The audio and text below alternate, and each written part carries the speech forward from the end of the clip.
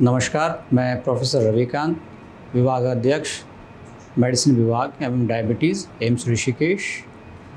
आज हम बात करेंगे डायबिटीज़ में होने वाले कंधों में परेशानी के बारे में। जैसा कि आप सभी को मालूम है कि जो डायबिटीज़ से ग्रस्त लोग हैं उनको फ्रोजन शोल्डर की प्रॉब्लम बहुत आम तौर पर हो जाती है। यह परेशानी अनकंट्रोल डायबिटीज़ होने पर बढ़ जाती है और जो लोग नियमित रूप से एक्सरसाइज नहीं करते अबव शोल्डर उनको ज़्यादा होती है। फ्रोजन शोल्डर के मुख्य लक्षण जैसे कि कंधे में दर्द होना, उसके मूवमेंट में रुकावट आना और धीरे धीरे उसका जाम होना। यह दर्द रात में अधिक बढ़ता है या इनएक्टिविटी से बढ़ जाता है। ये टोटली ट्रीटेबल डिजीज़ है और थोड़ी सी एहतियात और एक्सरसाइज करने से इससे ग्रस्त लोग मरीज लाभान्वित हो सकते हैं। मेरे साथ में हैं मिस्टर पंकज पुंजोत, जो कि डायबिटिक क्लिनिक में डायबिटीज़ एजुकेटर की तरह काम करते हैं और वो आपको बताएंगे कि जब फ्रोजन शोल्डर हो जाए तो ऐसे मरीजों को कौन कौन सी नियमित एक्सरसाइज करनी चाहिए।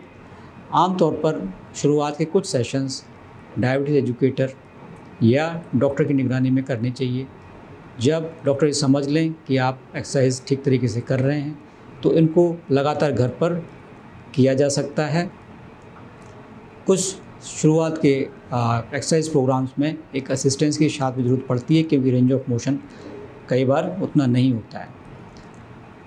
ये भी देखा गया है कि यदि आप कोई दर्द निवारक दवाई लें, उसके 1-2 घंटे बाद एक्सरसाइज करें तो ज़्यादा बेहतर तरीके से आप एक्सरसाइज कर सकते हैं। यह नियमित रूप से हर एक डायबिटिक मरीज को फ्रोजन शोल्डर ना होने पर भी करनी चाहिए ताकि फ्रोजन शोल्डर डेवलप ना हो। धन्यवाद। मिस्टर पंकज पुंजोत से अनुरोध करूंगा कि वो अपना एक्सरसाइज प्रोग्राम दिखाएं। Thank you. मैं पंकज पुंजोत, डायबिटीज़ एजुकेटर। आज मैं आपको फ्रोजन शोल्डर से बचने के लिए और फ्रोजन शोल्डर होने के बाद बचाव के लिए की जाने वाली एक्सरसाइज बताऊंगा। आप यहाँ मुख्यतः मैं 5 एक्सरसाइज के बारे में आपको डेमोन्स्ट्रेशन दूंगा। एक एक करके 5 एक्सरसाइज के बारे में जानेंगे, उसके बाद हम प्रैक्टिस करेंगे। सबसे पहले फर्स्ट एक्सरसाइज, आपको किसी दीवार के सहारे खड़े रहना है ऐसे पास में और अपने हाथ को धीरे धीरे उंगलियों के माध्यम से शोल्डर तक ऊपर ले जाना है और जहाँ तक आपका हाथ ऊपर जा रहा है वहाँ तक आपको स्ट्रेच करना है और स्ट्रेच करके कम से कम 10 सेकेंड ऐसे ही खड़े रहना है। फिर आपको धीरे धीरे अपना हाथ नीचे लेके आना है। ये हुई हमारी पहली एक्सरसाइज। दूसरी एक्सरसाइज उसी तरह से हमें दीवार के सामने खड़े हो जाना है और धीरे धीरे अपना हाथ ऊपर ले जाना है और स्ट्रेच करना है। 10 सेकेंड ऐसे ही खड़े रहना है और धीरे धीरे हाथ हम नीचे लेके आएंगे। ये हो गई हमारी 2 एक्सरसाइज। अब हम जानेंगे अगली एक्सरसाइज के बारे में। इसमें हमें दोनों हाथों को पीछे से धीरे धीरे ऐसे ले जाके इंटरलॉक करना है और 10 सेकेंड रुकना है।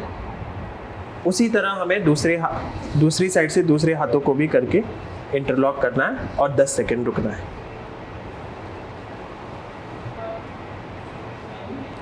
अब हम अगली एक्सरसाइज के बारे में जानेंगे।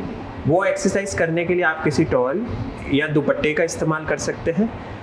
टॉवल या दुपट्टे को हमें एक हाथ से ऐसे पीछे ले जाना है और दूसरे हाथ से पकड़ना है और इसको टाइट से कसना है, जितनी हम टाइटली कर सके उतना, और उसको थोड़ा ऊपर और नीचे ले जाना है। बस इसे रेगुलरली 5 से 10 बार करना है।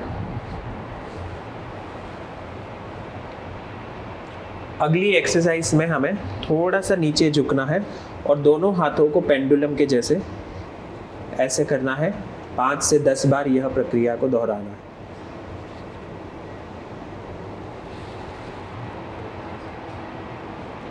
अगली एक्सरसाइज में आप किसी टेबल या चेयर के सहारे खड़ा होना है और अपने हाथ में कम से कम 1 लीटर की वाटर बॉटल या कोई ऑब्जेक्ट लेके आपको दूसरा हाथ टेबल के सहारे रखना है और इसे पेंडुलम के जैसे हल्के हल्के मात्रा में धीरे धीरे ऐसे घुमाना है हाथ को, और यह प्रक्रिया हमें 5 से 10 बार करनी है।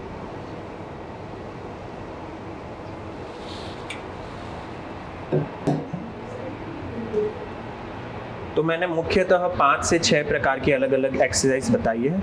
यह एक्सरसाइज हमें कम से कम 5 से 10 बार करनी है।